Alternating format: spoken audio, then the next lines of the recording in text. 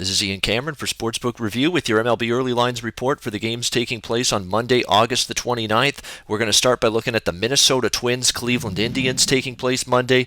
And if you saw what happened to Minnesota this past weekend against the Toronto Blue Jays, then you'll realize that this team, pitching-wise, a complete mess coming into this series, and especially their bullpen.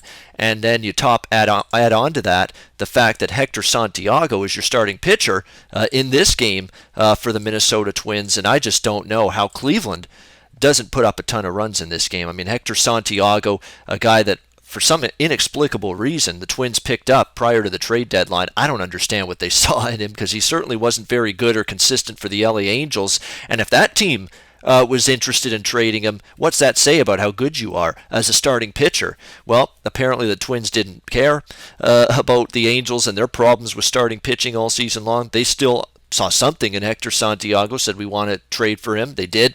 He hasn't been any better. I mean, he's just been rocked repeatedly. You look at his last several starts, 4 runs on 5 hits in 5 innings.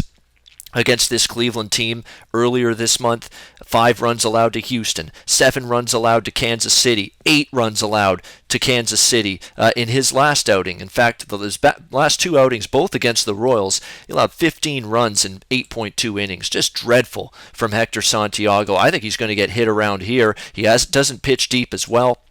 Hasn't lasted beyond 5 innings, Hector Santiago, in 7 straight starts. And this Minnesota bullpen's a disaster. Not only is it bad and pitching poorly, but they were absolutely taxed in their series against the Toronto Blue Jays. Their starters didn't pitch very deep. They only got 3 innings out of Pat Dean. They got 6.2 out of Santana. They only got 5 and a bit out of Gibson.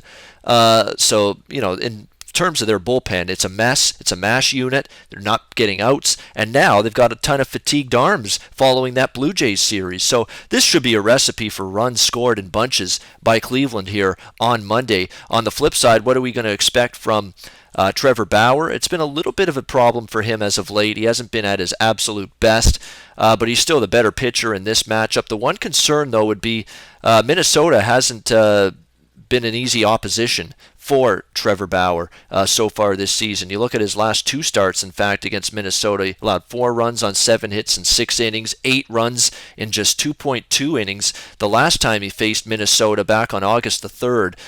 So Minnesota can still swing the bat. That was on display against the Jays. Even though they got swept, they pounded out the hits, they pounded out the runs. They just didn't get any pitching in that series. So this sets up to me like a game with runs in bunches written all over it. The total of this game sitting at 9, with actually plus around even money. You can bet over 9 runs at about plus 100 right now.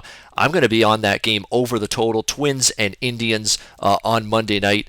Don't trust the pitching on either side, especially on the Minnesota side. Cleveland team total over, probably worth a look as well. Maybe also look at Cleveland run line. Depends on if Bauer is on his game. I don't know if I trust him to be on his game, though. He's been a little bit hittable in recent games. I think the strongest way to look at this game would be over 9 in this one between the Twins and the Indians. Let's see what else we've got to look at for Monday. Big AL East series between the Blue Jays and the Orioles. Marco Estrada, Wade Miley facing off in the series opener. Marco Estrada has good numbers and a good track record against Baltimore, but I don't think I trust him in this particular matchup in this spot. He's had a real issue since coming off the DL with that back issue. Hasn't been the same pitcher. And the biggest problem since returning from the DL for Marco Estrada has been the long ball. The gopher ball has been an absolute nightmare for Marco Estrada. He's been giving up home runs in bunches. His last 2 starts, he gave up 3 home runs to the Yankees, and then after that against the LA Angels, gave up 2 home runs, 6 runs on 10 hits and 5 innings in that last outing. So there's problems right now at Marco Estrada. He hasn't been the same pitcher since that back injury. It's a concern here now. You got to pitch in Camden Yards, a home run hitting Baltimore team. Now it's a team he's done good against in the past, but I don't think I trust Marco Estrada to get outs here against this Baltimore team in this outing. He hasn't been the same pitcher in recent starts. But that being said, I don't trust Wade Miley anymore to get outs. That's for sure. Wade Miley, the lefty, Orioles really taking a stab on him more than anything else. I'm not sure if they trusted him to be the answer for their very, very shaky starting rotation, and he hasn't been the answer. I mean, he's been really lit up. 7 runs allowed to San Francisco in 4.1 innings, 6 runs in just 1.2 innings against Houston. And don't be fooled by his last start against Washington. The stat line will read 2 runs on 7 hits in 5 innings. He was in and out of trouble, walking a tightrope, walking a fine line that entire outing, getting out of trouble, trying to pitch his way out of trouble in every inning. He was laboring big time, and even though he only allowed 2 runs, that was not much of a better outing at all, in my opinion, from Wade Miley. Now you put him up against this Blue Jays team, which absolutely crushed the baseball all weekend long against the Minnesota Twins. I think it could be a recipe for disaster. This is another game I'd look to bet up and over the total Monday night. In fact, this entire series, total, by the way, in this game, 9.5 between the Blue Jays and Orioles. I think we see runs here. And it's also worth noting, this series should have runs in bunches in all 3 games. You look at this Baltimore pitching that they're throwing out there. It is really worrisome against this Blue Jays lineup. They've got Miley going here. Tuesday they've got Ubaldo Jimenez, who's been a disaster area, who's been in and out of the DL, back and forth between the minor leagues and the Orioles this season. And Giovanni Gallardo to wrap up the series on Wednesday. Who's been an absolute mess in his recent starts, including just getting absolutely lit up by the Yankees last time. 8 runs for him allowed in just over an inning. So this Baltimore pitching, this starting pitching is not one I trust in this series. There should be some runs in this series. There's no question about that, especially on the Blue Jays side of the equation when these 2 AL East playoff contenders do battle here this week. You know what? I've talked about Matt Shoemaker. We're going to wrap up this video by looking at the Cincy LA Angels matchup. I've talked about Matt Shoemaker. He was a guy we really looked to back and support and bet on earlier this season when he was going through a pretty good surge. He's been solid lately, too. I mean, other than a bad outing against Cleveland, he's been very solid. That being said, you cannot take anything away from what his mound opponent has done.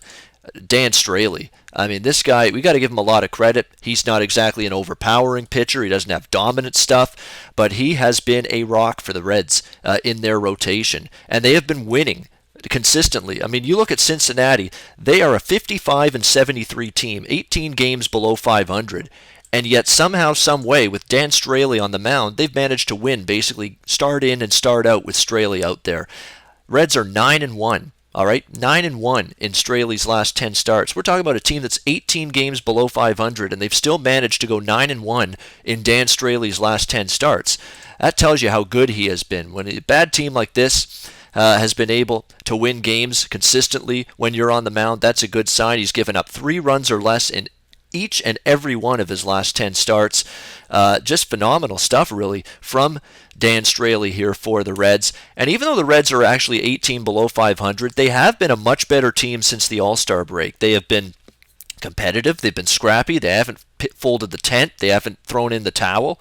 They have been playing competitive baseball with a real desire to want to win games late in the season, even though it's been a disappointing campaign.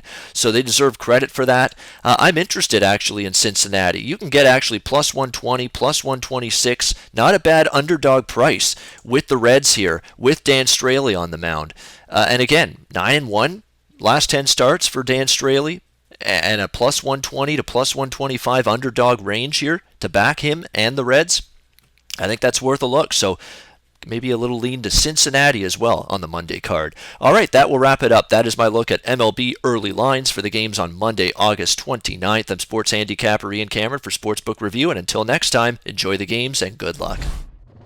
So we're giving you picks every day, and you're probably making your own as well. Be sure to participate in SBR's weekly Twitter Bankroll Challenge. Just post your picks on Twitter with @SBRSportsPicks and the hashtag BetSBR before 1 p.m. Eastern Standard Time every day, Monday through Friday. We'll be betting your picks, and if the bankroll is positive at the end of the week, you could win the profits. Picks must be of events taking place that day and available in at least one of the major sportsbooks shown in our Best Sportsbooks page.